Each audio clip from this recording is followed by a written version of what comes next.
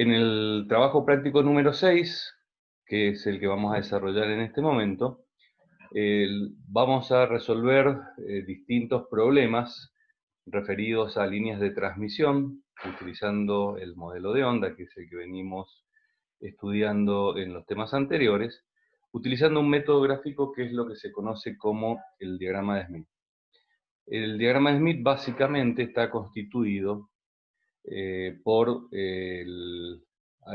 la representación gráfica de las impedancias que puede llegar a presentar una línea de transmisión. Y si miramos la parte central, digamos, independientemente de estos círculos graduados que tenemos alrededor, lo que vemos es un conjunto de circunferencias.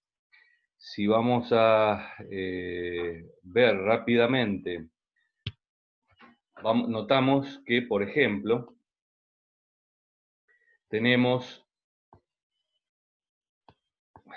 vamos a ver cómo, vamos a deshacer esto. Ahí estaría. Vamos a notar que tenemos una serie de circunferencias que tienen la característica que todas ellas son tangentes a un mismo punto dentro del esquema. Y estas circunferencias, como, vamos a hacer otra de otro color, a ver si la podemos diagramar. Bien, por ejemplo, esta representaría otra de las circunferencias, que son todas tangentes a este mismo punto que tenemos acá. Cada una de estas circunferencias que podemos dibujar, en donde las mismas son tangentes a este punto y el punto diametralmente opuesto está sobre una línea horizontal, representan la parte real de las impedancias. Mientras que vemos que hay una serie de líneas que en realidad, en la práctica, representan también circunferencias, pero en particular representan una parte de una circunferencia que también tiene la característica de ser tangente a este punto, pero únicamente representamos aquella porción que queda contenida dentro de una circunferencia. A ver si la podemos dibujar. Una circunferencia mayor. A ver, se me escapó un poquitito, espérenme, ténganme paciencia porque por ahí no es tan fácil dibujar en estas circunstancias. A ver, ahí debería calzar, exactamente. Bueno, ahí, bien, que sería la circunferencia externa que encierra, digamos, todas estas líneas. Entonces, lo que está dibujado es únicamente la porción contenida dentro de esta circunferencia máxima. Podemos distinguir que hay varias circunferencias que podemos llegar a dibujar. A ver, vamos a dibujar alguna otra un poco más chica, a ver si la podemos ver. Esa, por ejemplo, sería otra de las circunferencias en donde representamos, en este caso, cada una de estas porciones que están contenidas dentro de la circunferencia azul representan la parte imaginaria. Por lo tanto, tenemos una determinada cantidad de circunferencias que representan la parte imaginaria con signo positivo, y también vamos a identificar una serie de circunferencias que están en sentido contrario, bien, que van a representar, a ver si lo vamos a hacer de algún otro color, que van a representar la parte imaginaria pero con signo negativo. O sea que tenemos que la parte real van a ser esta serie de circunferencias tangentes que están completas, y las porciones de circunferencia dibujada representan, como dijimos, la parte imaginaria. Positiva en el semicírculo superior y negativas todas aquellas que están en el semicírculo inferior. De tal manera que esta línea recta que vamos a trazar en este punto bien, esta línea recta que tenemos acá, en realidad representa una línea imaginaria con un radio tendiendo a infinito. O sea que en realidad vamos a poder, esta línea que estaríamos representando acá en el centro, también de alguna manera nos representa un valor imaginario. Pero tiene una característica, ese valor imaginario es igual a 0. O sea que el valor del radio de la circunferencia que estamos representando va a ser inversamente proporcional a el valor de la impedancia. Por eso cuando tenemos una circunferencia de radio infinito, que sería esta línea recta, la parte imaginaria vale 0, y a medida que se va achicando el radio, la parte imaginaria va aumentando hacia este punto tangente. Lo mismo podemos hacer con las circunferencias de la parte real. La circunferencia de la parte real, a ver, vamos a hacer alguna otra de las que habíamos estado viendo. Por ejemplo, esta que tendríamos, esto es una recta, un segundito, ahí estamos. Esta circunferencia que tendríamos acá, por ejemplo, tiene menor radio que la externa. Y se cumple la misma relación, o sea, a medida que el radio de estas circunferencias va siendo menor, es mayor la parte real. Por lo tanto, la circunferencia más grande, la que tenemos dibujada en azul, representa la parte real de las impedancias, en este caso con valor igual a 0. Todos los puntos dibujados sobre esta circunferencia azul representan ese valor de parte real igual a 0, todos los puntos sobre esta línea fucsia, podríamos decirle, o rosada, representan la parte imaginaria igual a 0, pero el punto tangente de todas las circunferencias, fíjense que equivaldría a que el radio de esa circunferencia fuera 0. Entonces, todos esos puntos, como dijimos, representan el valor de 0, excepto el punto en donde todas las circunferencias son tangentes, que tienen radio 0 y por lo tanto representan un valor de impedancia infinita, tanto en su parte real como en su parte imaginaria. Bien, pero como sabemos, en realidad la impedancia no es ni más ni menos que la relación entre... perdón, antes de seguir. Entonces quiere decir que el punto en donde se intersectan dos de estas rectas, ¿bien?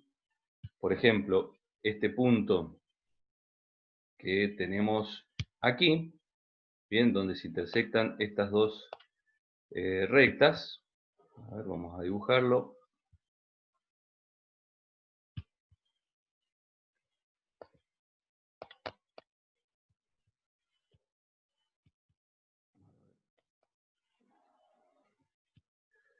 Puedo llegar a dibujarlo. Hay algo que estoy haciendo mal. Bueno, independientemente de ellos, o sea, este punto lo vamos a hacer con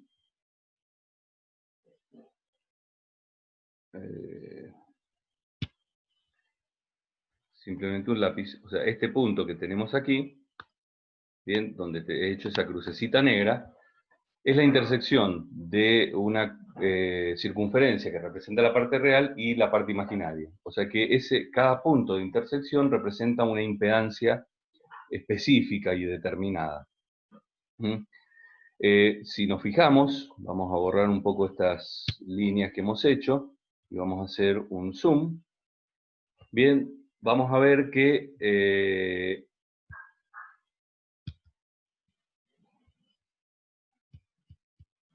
tenemos una serie de números sobre el eje horizontal, en donde nos va determinando a qué valor de parte real corresponde cada una de esas circunferencias tangentes a este punto. Bien, de tal manera que inclusive si hiciéramos un mayor aumento, bien, vamos a ver. fíjense que lo que decía, estas van a ir aumentando a medida que nos acercamos a este punto.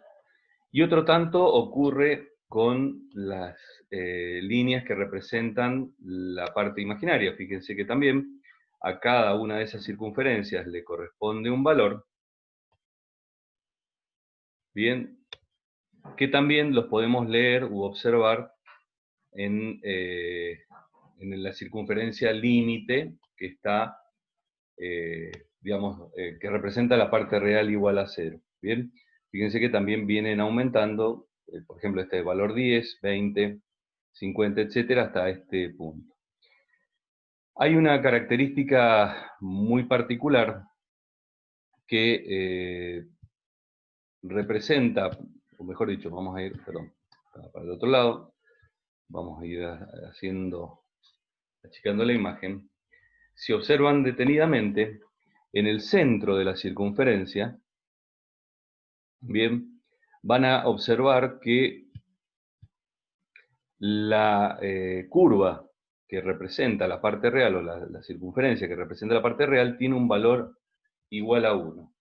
Y perpendicularmente, o sea, si nos alejamos hacia arriba, también la circunferencia que pasa por digamos, el punto más alto de esta circunferencia, que es perpendicular al eje o al centro de todo el diagrama, también tiene un valor imaginario igual a 1. Estas son dos curvas características que es importante distinguirlas, porque esto nos va a ayudar también a orientarnos en cuanto al uso del diagrama de Smith. Y ahora sí, lo que les estaba comentando hace un rato. En realidad, la impedancia, por definición, es la relación entre las ondas de tensión y las ondas de corriente. Por lo tanto, si podemos representar las impedancias, podemos representar también cuáles serían las tensiones y las corrientes. Una de las características que tiene el diagrama de Smith para poder hacerlo universal es que no podemos graficar específicamente la impedancia de cada línea. Para ello lo que necesitamos es utilizar un coeficiente adimensional que le vamos a llamar impedancia normalizada, y que tiene la particularidad que a esa impedancia normalizada, que la vamos a representar con la letra Z minúscula, va a ser igual a la impedancia propia que querramos representar, y la vamos a dividir específicamente por la impedancia característica de la línea que estemos tratando. A esa impedancia, que es la que llamamos impedancia normalizada, es la que vamos a representar en definitiva en nuestra línea. Quiere decir que, por ejemplo, si quisiéramos representar la impedancia característica de la línea en forma normalizada, este cociente nos da un valor igual a 1, suponiendo que la impedancia característica de la línea, como siempre y hemos visto en hojas de datos, es un valor real. El cociente nos da igual a 1, por lo tanto la impedancia normalizada tendría valor de parte real igual a 1 y parte imaginaria igual a 0. Ese punto representa específicamente este punto que está en el centro. Bien, fíjense que, como habíamos dicho, el eje horizontal, que era una circunferencia de radio infinito, representaba la parte imaginaria igual a 0, y la circunferencia que pasa por ese punto es la que representa la parte real igual a 1. O sea que este punto central es muy importante, porque en realidad nos representa de manera, en forma de coeficiente, la impedancia característica de la línea sobre la cual estamos trabajando. Bien, entonces, ya hemos identificado algunos puntos y algunos lugares comunes: la parte real igual a 0, la parte imaginaria igual a 0, el punto medio que representa la impedancia característica de la línea, el que tiene el punto que representa los valores infinitos, tanto de parte real como de parte imaginaria.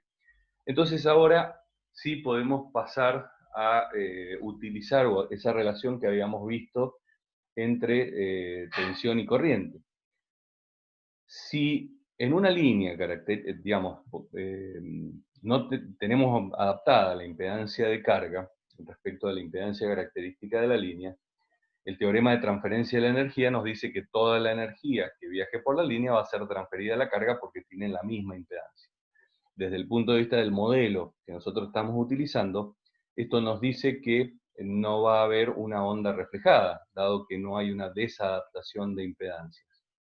Quiere decir que en esa línea en particular, los únicos valores que van a existir van a ser los de la onda incidente. Y la impedancia en particular de esa línea, como habíamos dicho, eran los valores de la impedancia característica. O sea que este punto, como habíamos visto recién, me representaba la impedancia característica normalizada. Vamos a ponerle Z0, ¿sí? Bien. Quiere decir que entonces esa impedancia es la que nos va a establecer la relación entre la impedancia, digamos, la tensión y la corriente. Si recordamos las relaciones que habíamos visto anteriormente, teníamos que podíamos representar, digamos, la corriente en función de la tensión y de la impedancia característica. ¿Cómo lo podemos graficar en este punto? Bueno, en realidad la tensión va a ir, digamos, va a ser, o va a tener, digamos, una parte real, que la vamos a tomar como referencia, y la corriente, si la impedancia de la línea, como hemos visto, es una parte real, va a estar siempre en fase con la tensión. Esa es una de las características que habíamos visto anteriormente. Además, una de las formas que vimos escrita de la ecuación de onda nos decía que teníamos una parte incidente y una parte reflejada, ¿bien? Y si sacamos como factor común a la onda incidente, que en realidad es la que entrega la energía a la línea, aparecía la relación que habíamos visto del coeficiente complejo de reflexión. Bien, no sé si recuerdan que lo habíamos definido en función de la desadaptación de impedancias, lo habíamos definido también en función de la relación de onda estacionaria, y como esta última es una relación de tensiones, también podemos escribir que ese, digamos, ese coeficiente de desadaptación de impedancia, no tengo las letras griegas, así que lo vamos a hacer con la letra T, pero el coeficiente complejo de reflexión en los terminales de carga, en definitiva, lo podíamos representar como una relación entre la onda incidente respecto de la onda reflejada. Si hay desadaptación de impedancia, o sea, mejor dicho, si no hay desadaptación de impedancia, este valor es igual a 0 y, como habíamos dicho, el coeficiente complejo de reflexión se hacía igual a 0. Mientras que si la onda incidente y reflejada eran iguales, el valor del coeficiente complejo de reflexión se hacía igual a 1, que era la misma deducción que habíamos sacado en las clases anteriores. O sea que esta relación también, digamos, cumple con esas características. Pero tiene una particularidad. Este es una... perdón, es B2 sobre 1, sí, discúlpenme. B2 fuera cero le daría infinito. ¿Cómo? ¿Perdón? Si B2 fuera cero le daría infinito ahí. Sí, perdón, es B2 sobre B1, tenés razón. Sí, discúlpenme, así es la relación. Entonces, exactamente, cuando B2 es 0, el valor es 0. Pero en realidad, si hay una desadaptación de impedancia, es muy probable que la onda reflejada esté fuera de fase o desfasada respecto de la incidente. Entonces esto también es lo que nos explica por qué ese coeficiente es complejo, digamos, nos tiene que representar ese desfasaje que hay entre la onda incidente y la onda reflejada. Pero si en la ecuación de tensión sacamos con B1 como factor común, nos quedaba B1, vamos a ponerlo así, pero B1 por, digamos, por un valor unitario, más sería la relación de B2 sobre B1, que en este caso sería el coeficiente complejo de reflexión, sería otra forma de representar, por ejemplo, la onda de tensión. Bien, esta sería, digamos, una de las formas, teniendo en cuenta que la onda de tensión de la onda estacionaria estaba compuesta de la onda incidente más la onda reflejada, ¿sí? Esto es haciéndolo muy rápidamente.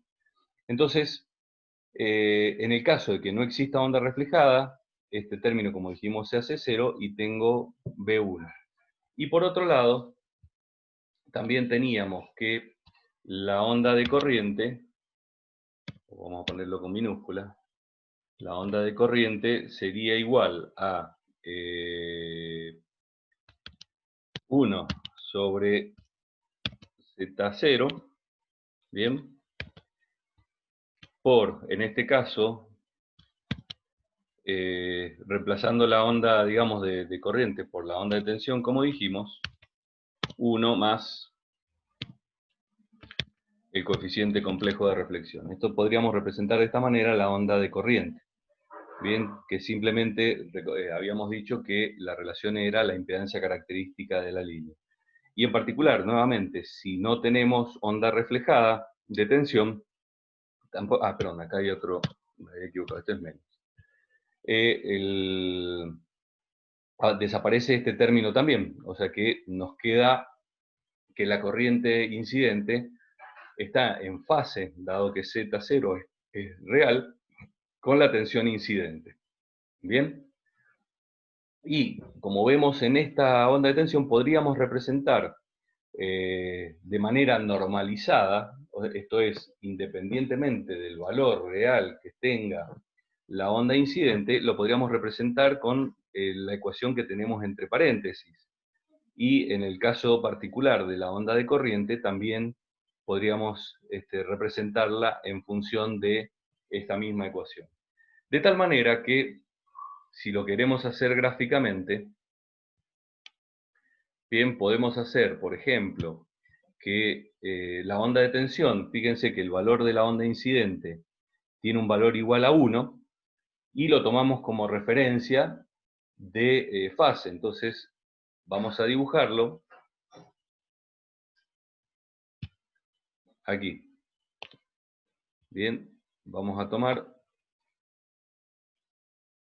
ese como nuestra onda incidente. A ver, lo vamos a dibujar con un color un poco más vivaz para que lo veamos. Bien, entonces podríamos decir que ese fasor me representa la tensión incidente. Fíjense que en definitiva tiene un valor unitario en esa escala que nosotros hemos hecho y lo tomamos como referencia de fase. O sea que a ese fasor lo denominamos B1. ¿Sí? De la ecuación que habíamos encontrado, quiere decir que la corriente incidente tiene que estar en fase, pero a su vez también, si esto, digamos, hemos sacado como factor común B1, también tiene un valor unitario. Y es la relación que hay entre la tensión y la corriente. Fíjense que en este caso, por ejemplo, si la impedancia de la línea fuera cero, que equivale a un cortocircuito, la tensión sería cero, por eso cuando tengo la impedancia característica unitaria, lo que tengo es la onda incidente. Aplicando el mismo análisis, si la impedancia de la línea fuera infinita, es un circuito abierto, la corriente es cero. Entonces, otra forma de dibujar, por ejemplo, la corriente es utilizando esa expresión o esa equivalencia que acabamos de encontrar. Entonces podemos dibujar, por ejemplo, la onda de corriente de esa manera, de tal forma que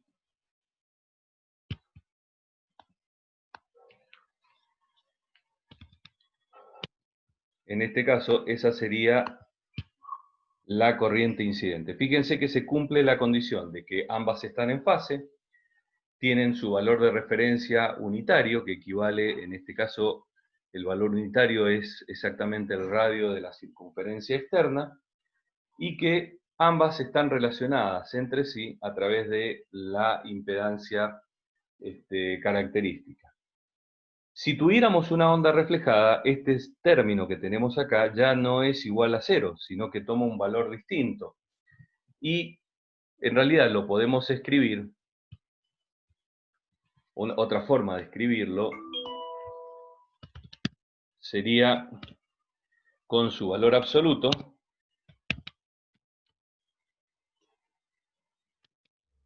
perdón, el valor absoluto, y después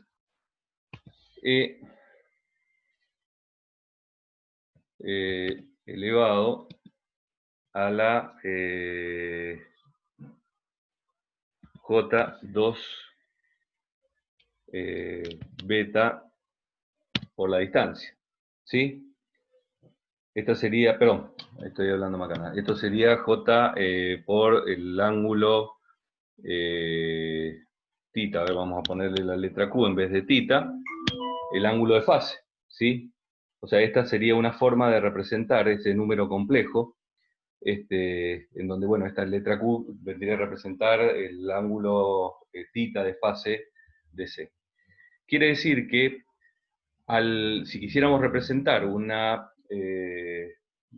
valor de tensión y de corriente que estén relacionados por o digamos que exista una onda reflejada, esto es porque hay una desadaptación de impedancia. Por lo tanto, la impedancia es distinta de la impedancia característica. Entonces vamos a hacer uno cualquiera. Bien, vamos a utilizar este valor. Supongamos una impedancia, en este caso la impedancia la vamos a escribir en este punto. Vamos a cambiarle la letra, esa sería una impedancia Z1. En este caso, fíjense que está con minúscula porque está normalizada. Quiere decir que hay una desadaptación de impedancia en esa impedancia respecto de la impedancia característica, por lo tanto, aparece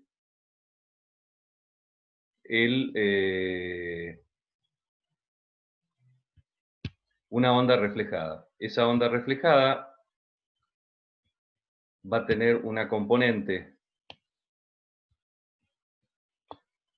desfasada respecto de la onda incidente, y de acuerdo a esta expresión que hemos visto acá, esto me representaría, por un lado, el módulo de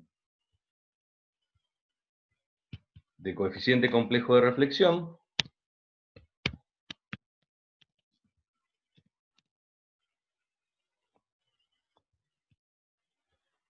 ¿sí? De acuerdo a esta expresión, fíjense que esto sería B1, y si este vector representa el módulo del coeficiente complejo de reflexión, en definitiva también eso lo puedo escribir, que este fasor representaría, por ejemplo, a B2. B1 más B2 o 1 más el coeficiente complejo de reflexión, como lo querramos ver, en definitiva no es otra cosa que la suma de esos fasores, que es la tensión de la onda en ese punto.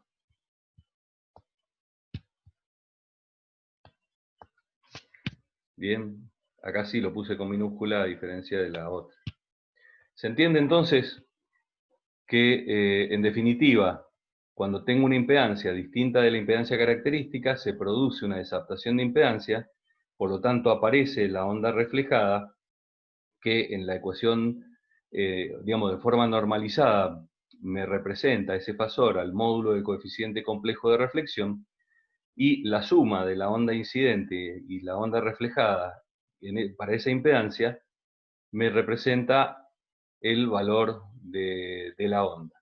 Y ahora ustedes me preguntarán, bueno, ¿cuál es el ángulo de fase que tengo ahí? Bien, acá aplicamos lo mismo que hemos visto siempre, o sea, en realidad siempre el ángulo de fase lo vamos a medir a partir del valor, a partir del eje de referencia, ¿sí?, en sentido antihorario,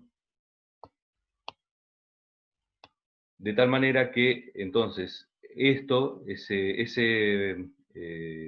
ángulo me representa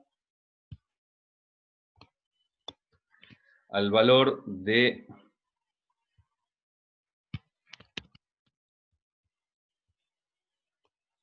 la fase en los terminales de carga, ¿sí? Si ahora observamos en las escalas que tenemos al costado del diagrama de Smith, vamos a ver que en la primera escala, bien, si la seguimos hasta este extremo, llega a un valor de 90, bien, que podemos ver ahí, pero la segunda escala que sigue llega al valor de 180, que es ese valor que tenemos en este punto, bien, que es el que vemos ahí. De tal manera que nosotros podríamos calcular cuál es, uy, perdón, que se me corrió el eje respecto de la gráfica. Las gráficas no se mueven con el eje. Si proyectamos esta línea, digamos la del módulo TC, lo vamos a subir un poquitito más abajo, después volvemos a hacerlo. Si proyectáramos esa línea, como la habíamos visto, vamos a hacerlo en azul, que era el color que habíamos elegido. Bien, si proyectáramos esa línea, fíjense que estoy dibujando una paralela a la línea del módulo del coeficiente complejo de reflexión, o sea que sería el equivalente de proyectarla esta hasta que intersecte ese valor.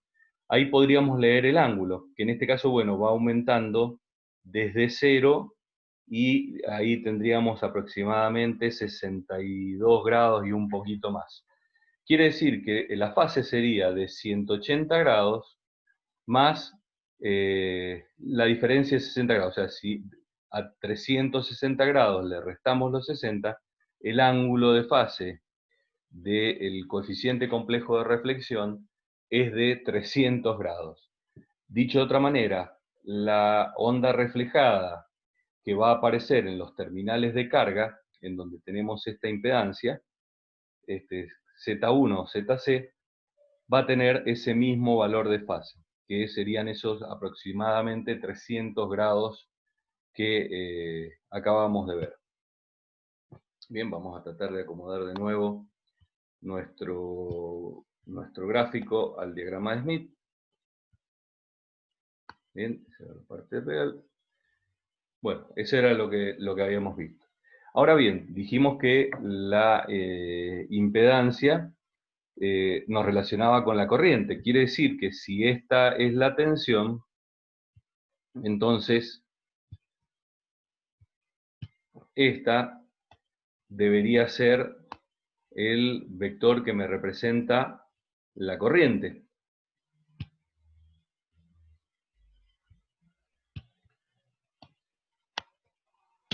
Ese sería el vector que me representa la corriente, I. Y lo único que me falta determinar en esta ecuación es cómo sería la onda de corriente reflejada. Y como vemos acá, habíamos puesto, aparece un signo menos, quiere decir que tiene, en este caso, está relacionada con B2, bien, ya que tenemos esa relación a través del coeficiente complejo de reflexión, pero tiene signo opuesto. Quiere decir que en este caso, entonces, el vector que va en sentido contrario, representa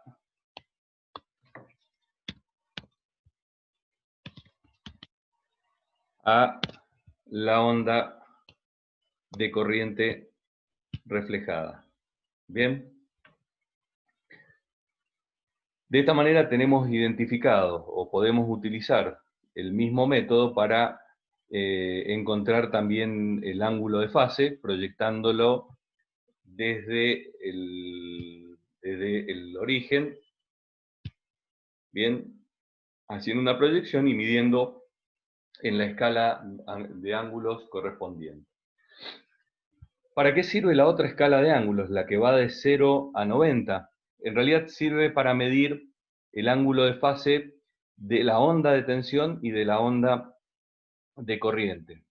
En este caso, si quisiéramos medir, por ejemplo, el ángulo de fase de la onda de tensión, también partiríamos desde el eje de referencia, que sería B1, y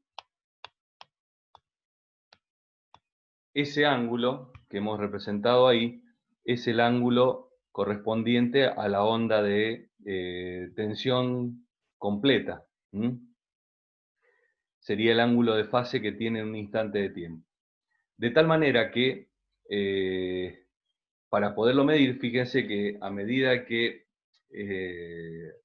digamos, vaya variando esto, ¿dónde se produciría, digamos, el mayor ángulo posible? Pongamos un ejemplo, lo vamos a hacer en otro color, en donde tengo una reflexión total. Bien, entonces vamos a dibujar la onda reflejada, pero con otro color.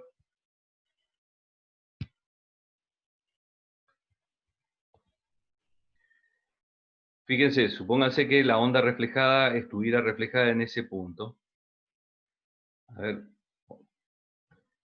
vamos a hacerlo de esta manera. Fíjense que en este caso, si quisiera representar entonces la onda de tensión, la sumatoria, va tendiendo, a medida que ésta se vaya acercando a este punto, esta va tendiendo a 90 grados. Si proyectamos esa línea, bien, como les había dicho, fíjense que prácticamente pasa muy cerca de los 90 grados. Si la onda de tensión, bien, esta que tenemos acá, se fuera aproximando cada vez más a esta se iría acercando a estos 90 grados que tenemos acá. O sea que esa escala que tenemos por adentro nos sirve para medir el ángulo de la onda de tensión.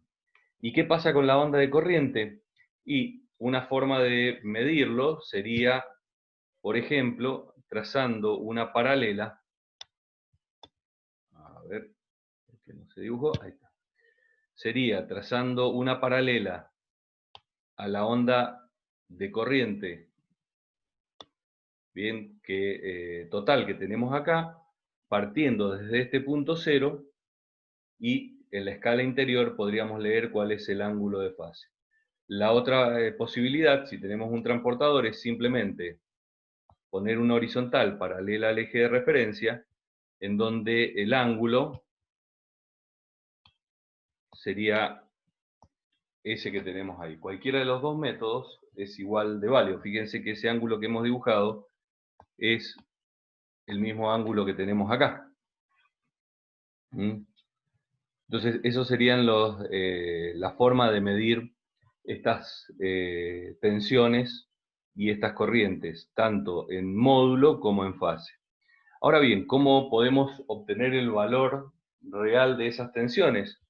Y si nosotros conocemos alguno de estos valores, por ejemplo, el valor de la onda incidente, el valor de la tensión total de la onda en un punto para esa impedancia en particular o la corriente, te podemos sacar una relación de escalas, en donde la tensión real total que vamos a medir la ponemos en función de la longitud de estos fasores, y a través de una regla de 3 simple podemos deducir. Supónganse que esta B1, que es la incidente, mide 10 centímetros, quiere decir que B2 va a ser menor que B1 en valor, y entonces con una regla de 3 simple, midiendo, supongamos que esta sea de 5 centímetros y B1 fuera de 100 volts, entonces quiere decir que B2 en esa escala sería de 50 volts. No sé si se entiende esa relación, pero es bastante sencilla para calcularla. Bien, vamos a borrar algunas de las cosas que hemos estado dibujando, que por ahí nos complican el dibujo.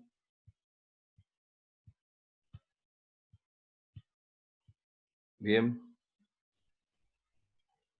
Quiere decir que si en lugar de quedarnos, digamos, en un punto, como en este caso, por ejemplo, en una impedancia Z1, o la impedancia, supongamos que esa sea la impedancia de carga, quisiéramos ir viendo a lo largo de la línea las distintas impedancias como resultado de la interacción entre la onda de tensión estacionaria y la onda de corriente estacionaria, esto, como habíamos visto, tienen una relación que permanece a lo largo o sea, en los distintos puntos del espacio. De tal manera que si suponemos que la línea no tiene atenuaciones, el valor de la onda reflejada no va a variar en su amplitud a lo largo de toda esa línea. Y además, habíamos visto en la clase anterior que esta periodicidad era cíclica, o sea que a medida que vamos avanzando a lo largo de la línea nos vamos a ir encontrando con puntos que tienen el mismo valor o la misma fase. ¿Cómo se representa eso gráficamente? Lo hacemos a través de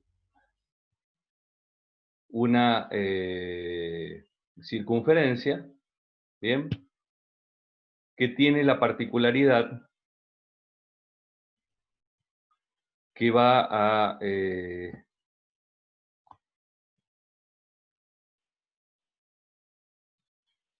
bien, vamos a dibujarla de nuevo. Vamos a ver si quedó... Tendría que pasar exactamente por el valor ese. Vamos a hacerlo de nuevo. A ver si ahora lo podemos hacer coincidir. Bien, ahí. Bien, si suponemos que a medida que nos vamos desplazando va variando la fase relativa de la onda reflejada respecto de la onda incidente, como nos dicen estas ecuaciones, recuerden que esto, el coeficiente complejo de reflexión o la relación de B2 a B1, va a ir cambiando a lo largo de la línea, o sea, la onda de tensión y la onda de corriente van a ir tomando distintos valores. Si tanto la tensión reflejada como la tensión incidente, la corriente reflejada no varía en su módulo, esto me representaría un radio de una circunferencia que está centrada en el origen. De manera que a medida que yo me vaya desplazando en el sentido, por ejemplo, desde la carga hacia el generador, voy a ir cambiando o voy a ir encontrándome distintos puntos en donde tenga los distintos valores de impedancia y por lo tanto distintos valores de tensión y de corriente.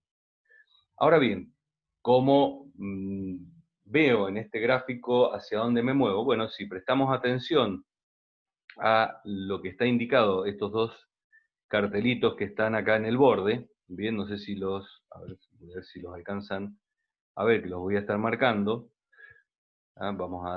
Se los voy a... Estos carteles que están acá, fíjense que me dicen wavelengths, que son longitudes de onda, toward, que es hacia el generador. ¿Bien? Quedémonos con lo de generador. Quiere decir que cuando yo me muevo en el sentido de esta flecha que está indicada acá, me voy a mover hacia el generador, mientras que si me muevo en el sentido contrario, bien, me estoy moviendo hacia la carga, hacia el load, bien.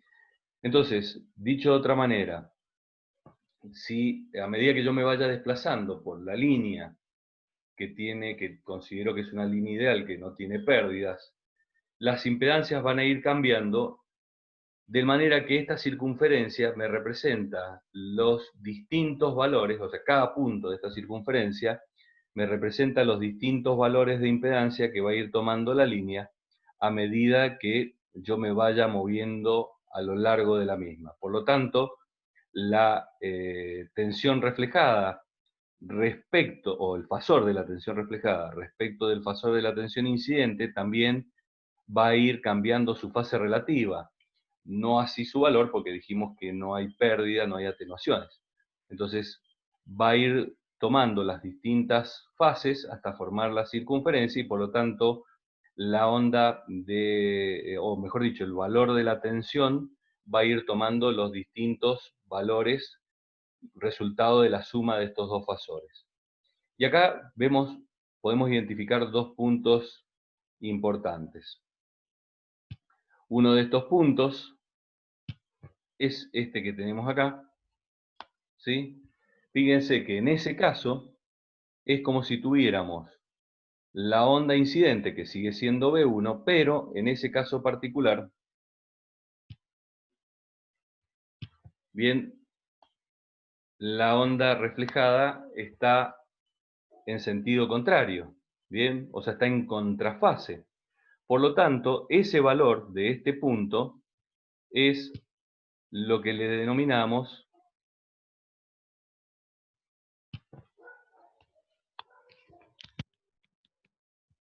el valor mínimo, ¿sí? O sea, ese es el mínimo valor que puede llegar a tomar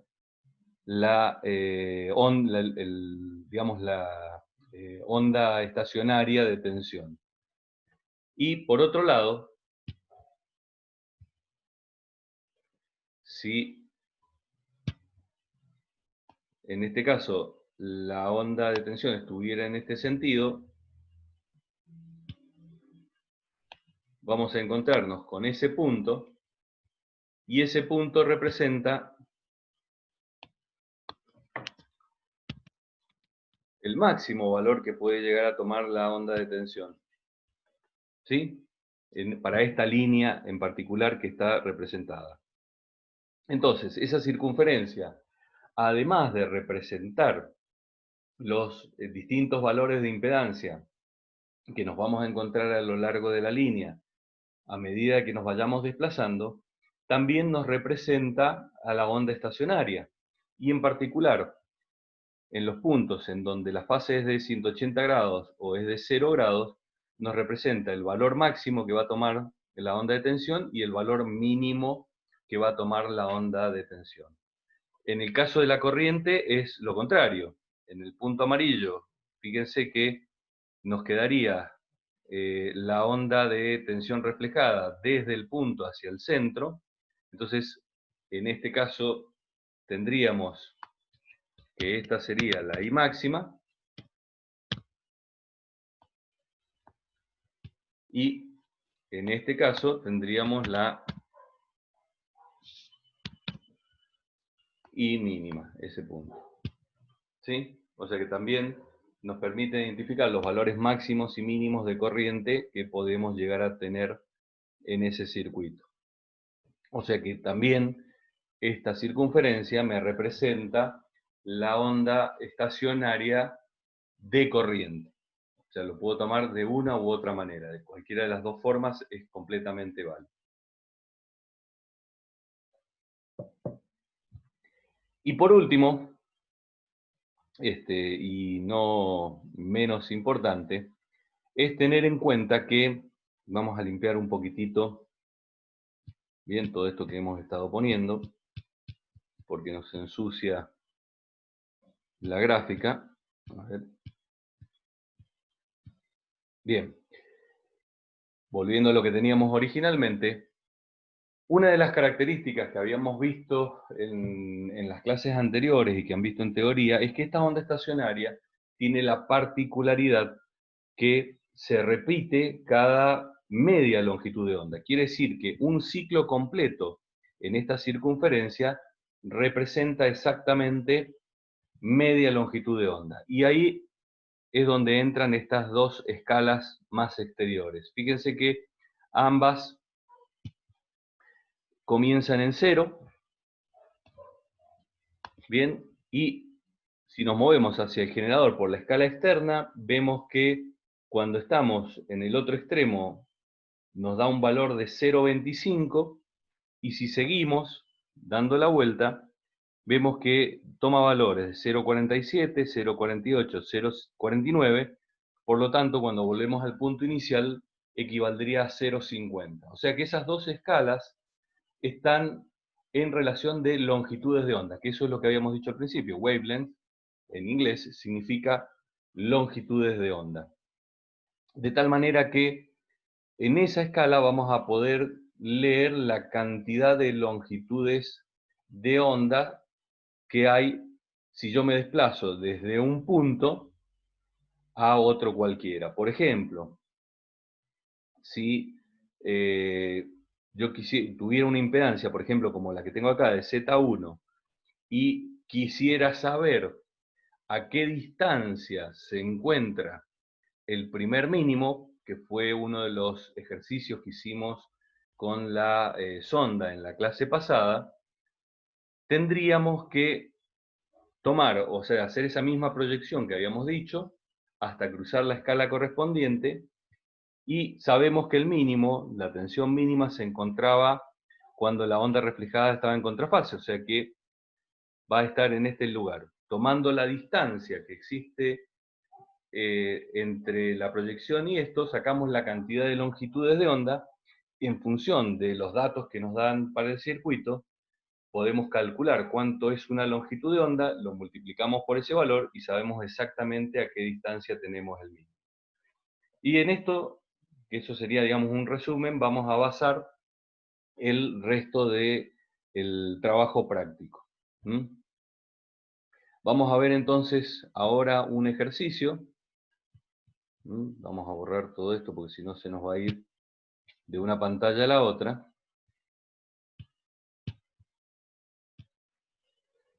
Bien, por ejemplo, en el ejercicio 2, que es el que vamos a ver a continuación, me pide, digamos, considerar una línea ideal con impedancia característica de 50 ohm, que tiene una longitud de onda, ya me la están dando como dato, de 20 centímetros, y la onda incidente tiene un valor de 100 volt eficaces. Fíjense que ya 3 de los datos que necesitábamos para poder hacer estas relaciones de escala en el diagrama de Smith me lo están dando como datos, y lo único que me da es la impedancia de carga que está acoplada al terminal de la línea. Ya vemos que hay una diferencia entre la impedancia de carga y la impedancia característica, por lo tanto va a haber una desadaptación de impedancia, lo cual me va a hacer aparecer una onda reflejada que la vamos a poder caracterizar, en principio a través del coeficiente complejo de reflexión, como vimos en los terminales de carga. Este, digamos, nos va a generar un valor mínimo y máximo de tensión, y la relación entre ambos habíamos visto que era la relación de onda estacionaria. Una vez que tengamos establecidos esos valores, podemos determinar la magnitud, o sea, el módulo de la tensión de la onda reflejada, utilizando la escala de relación que habíamos visto anteriormente, determina los valores máximos de tensión y la distancia que hay desde la carga hasta el primer máximo, y lo mismo para el primer mínimo. Los datos entonces que tenemos son los siguientes, y podemos determinar analíticamente el coeficiente complejo de reflexión a través de la relación que habíamos visto en teoría o en las clases pasadas, de la cual obtenemos el módulo y obtenemos el ángulo. Para poder hacer o encontrar estos valores gráficamente, dijimos que teníamos que normalizar la impedancia. Entonces normalizamos la impedancia de carga dividiéndola por la impedancia característica y nos da que tenemos los valores de 2.4 y la parte imaginaria de 1.8. Este es el diagrama de Smith que corresponde, digamos, a ese ejercicio, y si hacemos un zoom, a ver, vamos a ver si podemos ir a la parte que nos interesa.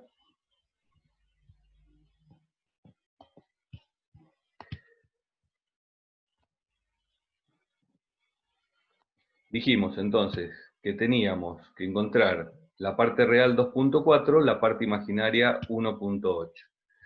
Bien, si vemos, esta dijimos que era la curva correspondiente a la parte real igual a 1. Este es el valor de 2, bien, y este es el valor de 3. Quiere decir que esta curva que vamos a dibujar acá,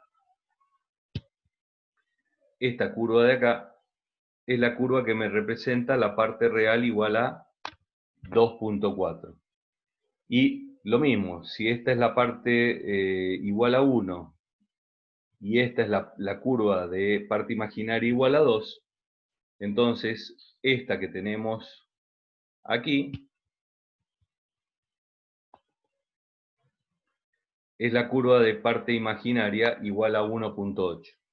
En donde se cruzan ambas, tenemos, en este caso, bien, esa sería la impedancia, ese punto donde se cruza es donde tenemos nuestra impedancia de carga.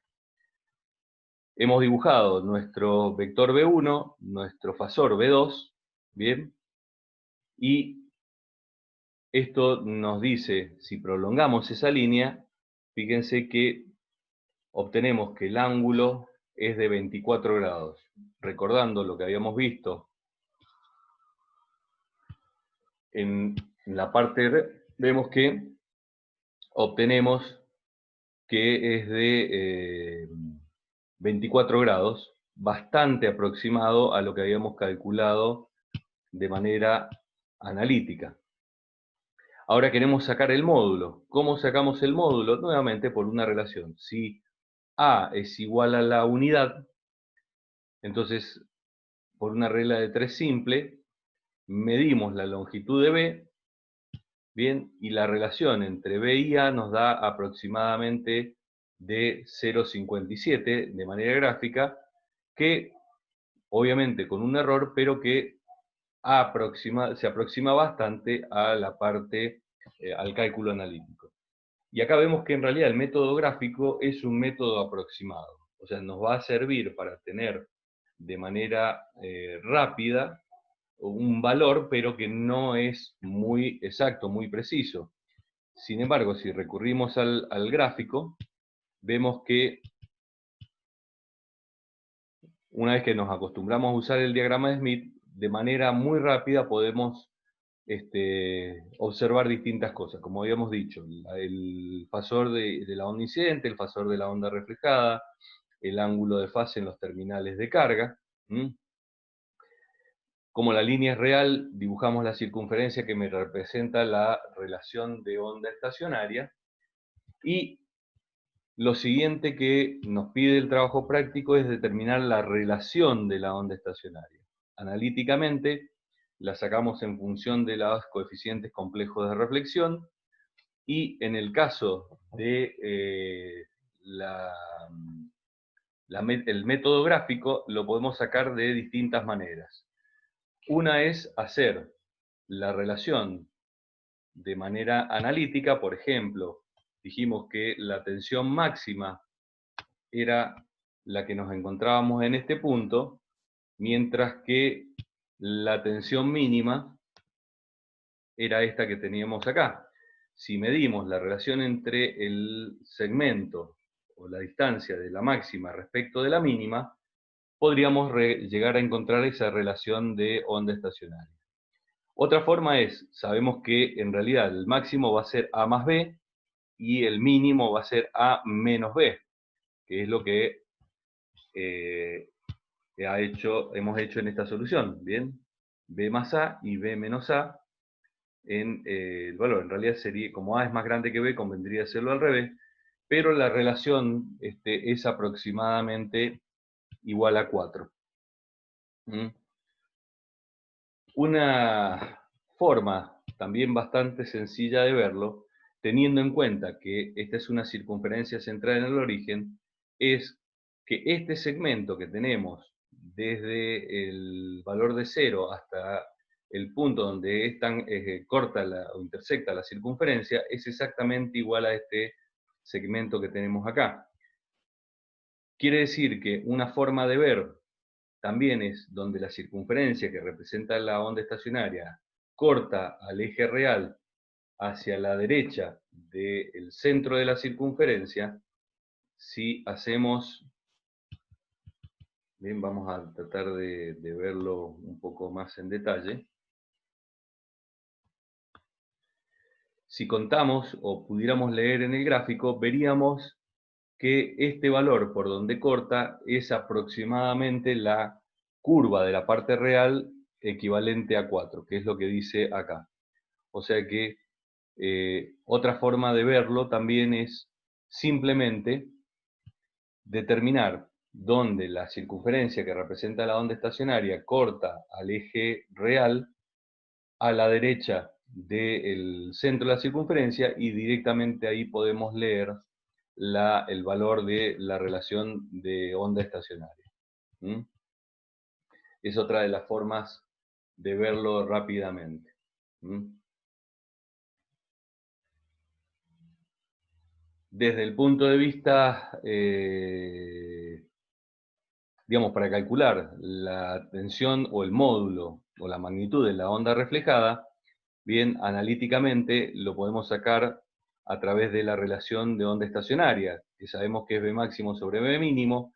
B máximo es cuando ambos están en fase, por lo tanto lo sumamos. El mínimo es cuando están en contrafase, que es la resta. Simplemente operando matemáticamente, sacamos que si la onda incidente es de 100 volts, la onda reflejada es de 59 volts. Nuevamente, podemos recurrir, como vimos, a las longitudes de esos segmentos A y B, en donde B representa a la onda reflejada y A representa la onda incidente.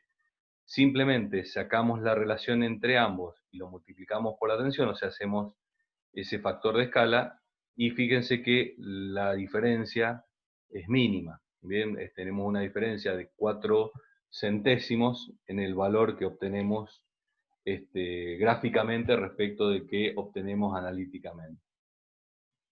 Para la onda de tensión máxima, bien, tenemos dos formas.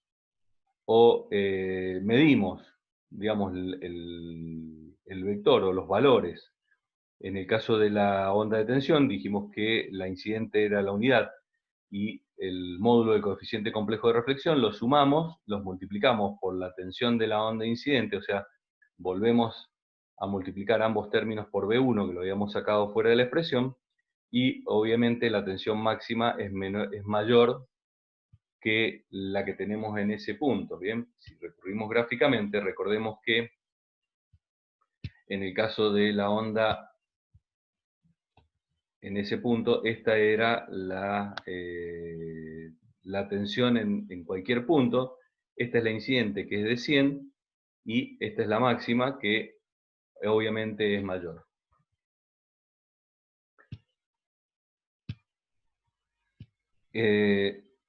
Vamos a deshacer esto. De la misma manera, si haciendo el mismo análisis que hicimos la vez pasada, teniendo en cuenta la fase y considerando la fase que hay al valor mínimo, que en este caso es lo podemos igualar a 0, podemos despejar el valor del la fase a los terminales de carga, ¿bien? Que en este caso es de 24 grados, que es el mismo valor que habíamos obtenido para el módulo del coeficiente complejo de reflexión.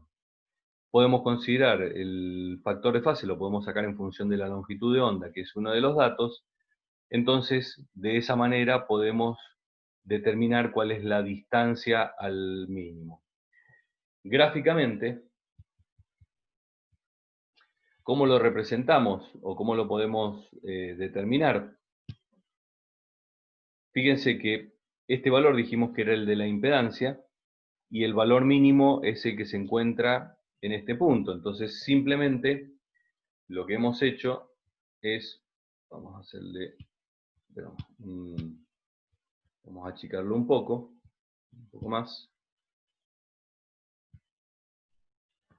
Entonces sabemos que la distancia al primer mínimo, ya que vamos desde la carga hacia el generador, fíjense que se acuerdan que nos movíamos en este sentido, entonces todo este recorrido a lo largo de la onda estacionaria hasta llegar al valor del primer mínimo que nos encontramos después de la carga. De tal manera que una forma de determinarlo es obteniendo cuál es el valor en la escala de longitudes de onda, que en este caso es 0,217, y el valor del mínimo, que sabemos que es 0,5 en este caso. Por lo tanto, si restamos, bien, como hemos hecho acá, al primer mínimo, bueno, acá está calculado con respecto al máximo, que es 0,250, que bueno, sería lo mismo, o sea, sería en este punto, esta distancia, el primer máximo, acá es 0,25 menos 0,17, bien, tenemos que es el valor en longitudes de onda. Simplemente multiplicamos el valor en longitudes de onda por la longitud de onda y nos dice que está a 6,6 milímetros. Exactamente lo mismo podemos hacer con el valor del mínimo. Lo podemos determinar a través de ese método o aplicar otro método como el que hemos visto, como el que vemos acá. Bien, el valor del mínimo lo sacamos analíticamente o gráficamente también a través de la equivalencia de los segmentos, y gráficamente lo que podemos sacar es a través de los ángulos. Sabemos que la fase, digamos, en los terminales de carga era de 24 grados y el mínimo se encuentra a 180 grados, por lo tanto la diferencia en ángulos es de 204 grados, y después por una regla de tres simple sabemos que media longitud de onda es 360 grados, 204 grados corresponden a 56 milímetros, ¿bien? Que sería, como vemos, si esto eran 6 milímetros, esto es varias veces mayor, por lo tanto es razonable el valor que hemos encontrado. Esto sería, digamos, utilizando el diagrama de Smith como lo hemos venido utilizando frecuentemente. Pero si observamos un poco más detenidamente, en el diagrama que yo les he subido, la gráfica de Smith que hemos puesto acá, fíjense que aparecen estas escalas que están acá abajo, y en particular hay una que es la primera de todas, dice SWR.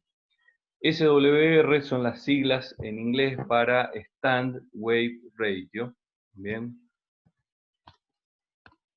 Es Stand Wave Ratio, que no es ni más ni menos que relación de onda estacionaria.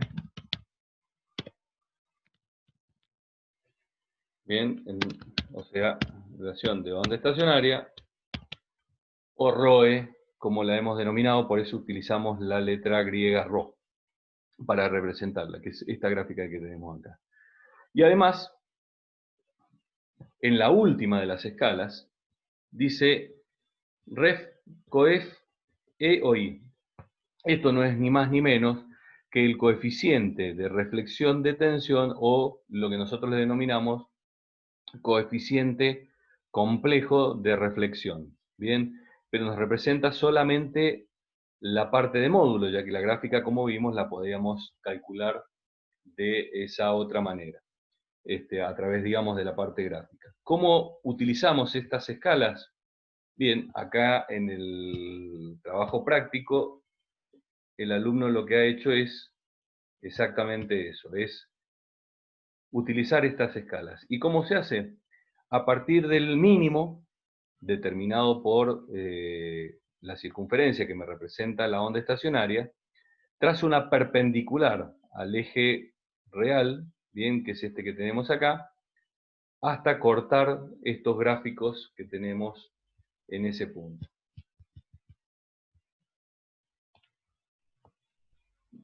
Se me parece un poquito, a ver, vamos a ir para atrás. Acá estamos.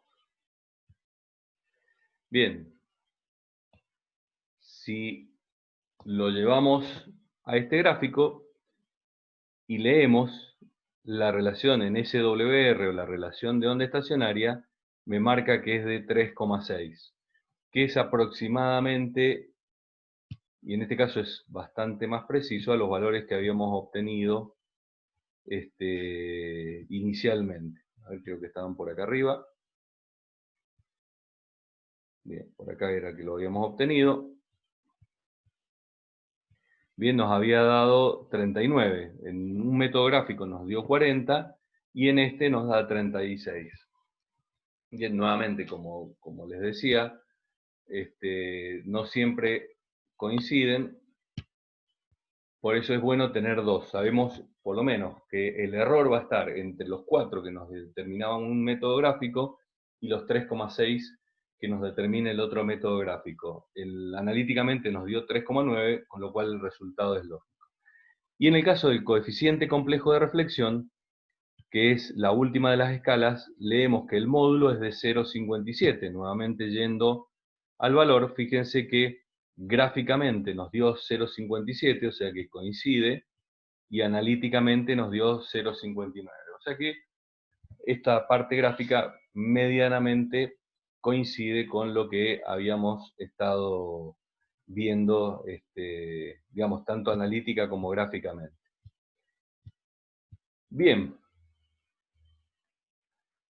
O sea que de esta manera, como vemos, digamos, la parte gráfica hacemos uso del diagrama de Smith para hacer una aproximación bastante rápida, lo cual nos da, como vemos, de un solo vistazo nos va a brindar información de cómo están o cómo están formados, digamos, o cómo está caracterizada esa línea en esas condiciones particulares. Vamos a ver ahora, entonces, el siguiente trabajo práctico, que lo que me pide es determinar analíticamente una serie de valores. Muchos de ellos ya los hemos visto en este, o sea que vamos a ir un poco a los detalles, perdón, estoy haciéndolo al revés, a los detalles de lo que no hemos visto en este trabajo práctico en particular.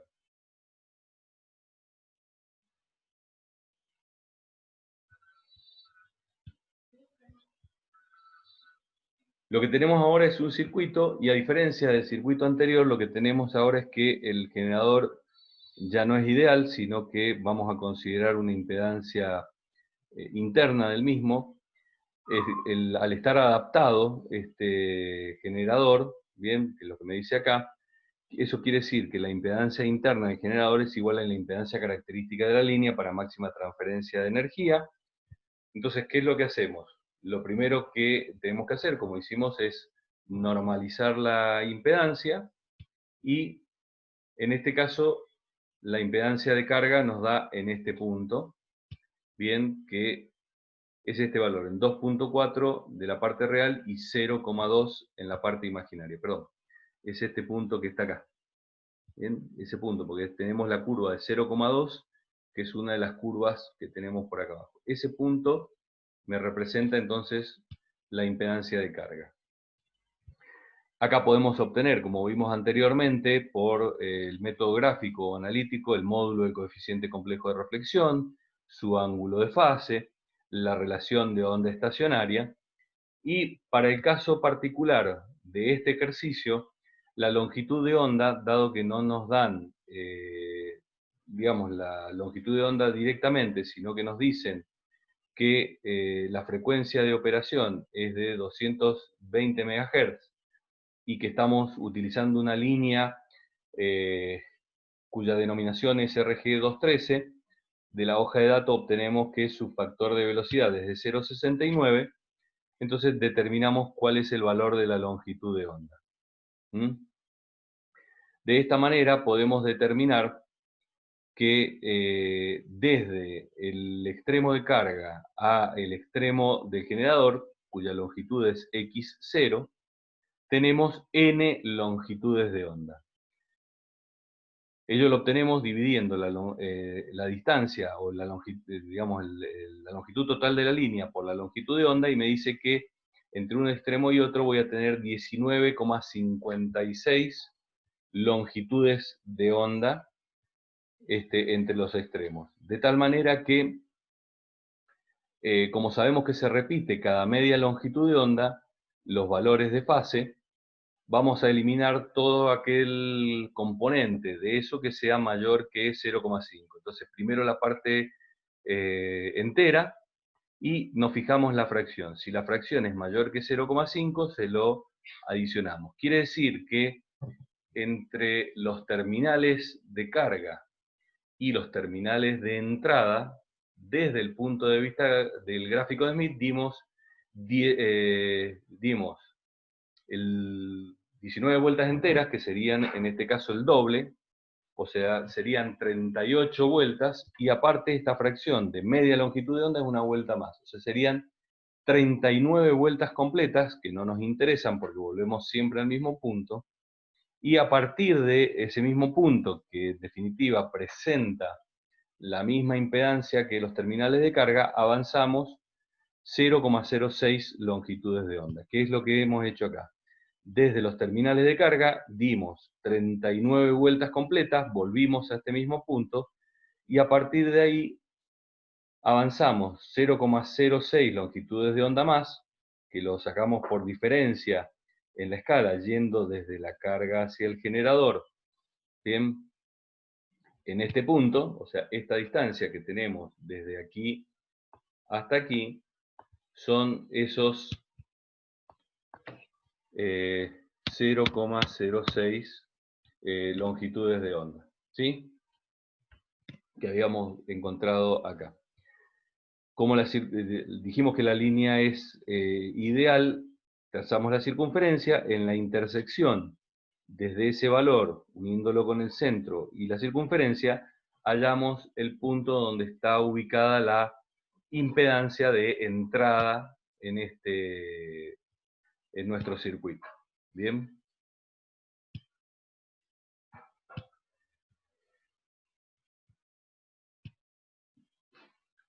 La impedancia de entrada, leyéndolo, nos da 1,6 y menos J,1. Fíjense que en este caso la curva que está representada es esta, que justo es la curva de 1, pero como es en el semicírculo inferior, es menos, es un signo negativo.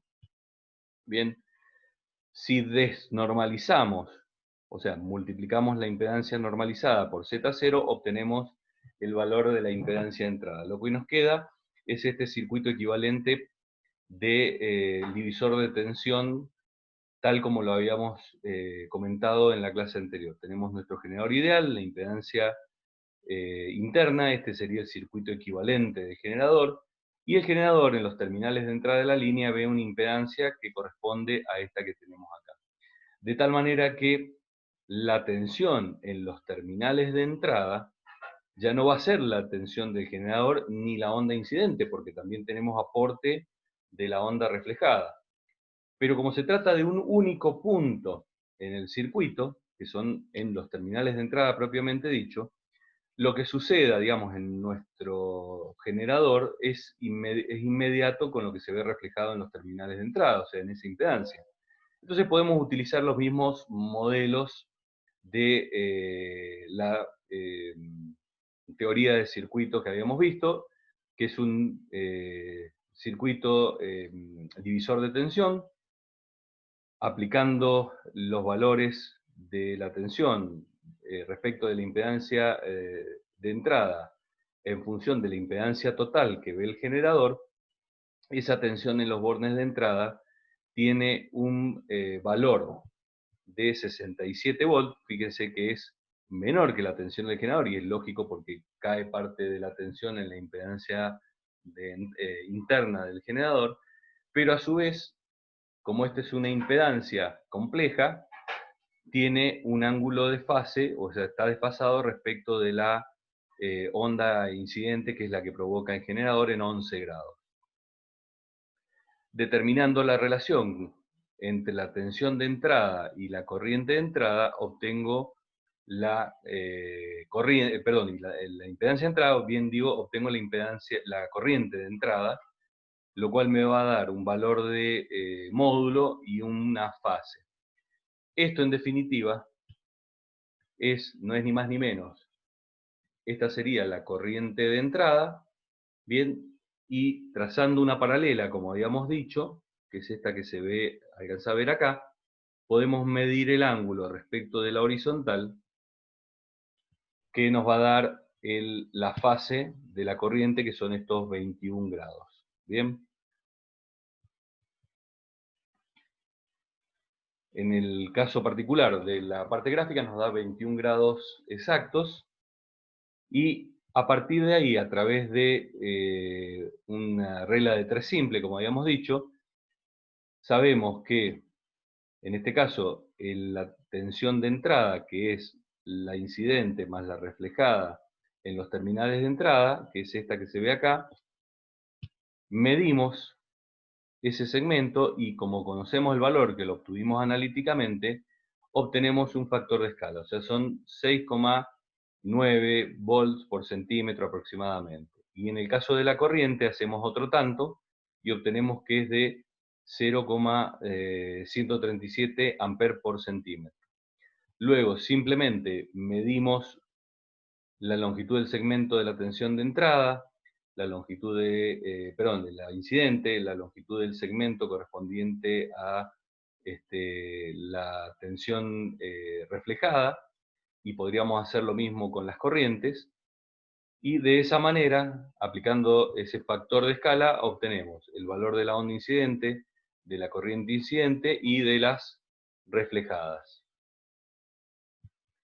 El coeficiente complejo de reflexión, lo mismo que lo hicimos anteriormente. De esta manera obtenemos también, o podemos despejar, cuál es el valor del coeficiente de fase, y analíticamente aplicamos la misma ecuación que habíamos encontrado o que utilizamos en el trabajo práctico anterior para determinar los valores de la impedancia de entrada. De esta manera aplicamos nuevamente al coeficiente, perdón, al divisor de tensión de la entrada, obtenemos la corriente. Todo esto que estamos haciendo acá es la equivalente analítica a la parte gráfica que habíamos hallado anteriormente. Obtenemos que el ángulo de la impedancia de entrada es de menos 38 grados. Si se fijan, es coincidente, aunque no sea en valor, pero sí por lo menos es razonable el valor que habíamos obtenido gráficamente con el que hemos obtenido analíticamente. El módulo del coeficiente complejo de reflexión es de 0,416, gráficamente lo habíamos obtenido. A ver, creo que más arriba estaba. No lo habíamos obtenido gráficamente, pero bueno, lo podemos calcular también en función de esas relaciones, y podemos determinar digamos, comparar los valores analíticos con los valores gráficos. Así que, como vemos, estos, digamos, perdón, antes que me olvide, este ángulo que tengo acá es el de la tensión de entrada propiamente dicha, que como dijimos, se acuerdan que lo habíamos medido ya no en la escala que va de 0 a 180, sino en la primera, que era la que iba de 0 a 90. Y esto podemos comparar los resultados que obtuvimos analíticamente de los resultados que obtenemos gráficamente. En este caso, como habíamos dicho, el coeficiente, a ver, vamos a ir para acá, el módulo del coeficiente complejo de reflexión, donde lo habíamos tenido acá, era de 0,4116, y si vemos gráficamente 0,42, o sea que es bastante parecido. No sé si está calculado acá la relación de onda estacionaria, no está, pero bueno, la podemos obtener simplemente, como ya tenemos los valores de B1 y de B2, que los hemos obtenido, en este caso analíticamente y gráficamente, podemos obtener la B máxima y la B mínima, y por lo tanto también obtener la relación de onda estacionaria de manera analítica. En este caso, por ejemplo, me da 2,4, y si nos fijamos en el gráfico, esta era la curva de la parte real igual a 1, esta era la curva de la parte real igual a 2, esta es la de 3, por lo tanto es aproximadamente 2,4, que era el otro método gráfico que habíamos visto para la relación de onda estacionaria. Así que bueno, como ven, puede haber diferencias entre la parte gráfica y la parte analítica, pero lo lógico sería que siempre los valores obtenidos por uno u otro método, la parte analítica, lo que habíamos visto en el trabajo práctico anterior, y la parte gráfica, la que hemos comenzado a utilizar en tiene que estar razonablemente cerca, o en lo que se denomina en el mismo orden de magnitud. Si están dentro de esos valores, quiere decir que es lógico. ¿Qué ventaja tiene la parte gráfica? Es que, por ejemplo, nos permite darnos cuenta si lo que estamos haciendo tiene lógica, y los valores que hemos obtenido en la parte analítica son razonables respecto de lo que podemos observar, digamos, en la parte gráfica. O sea, sería como una especie de control o de chequeo.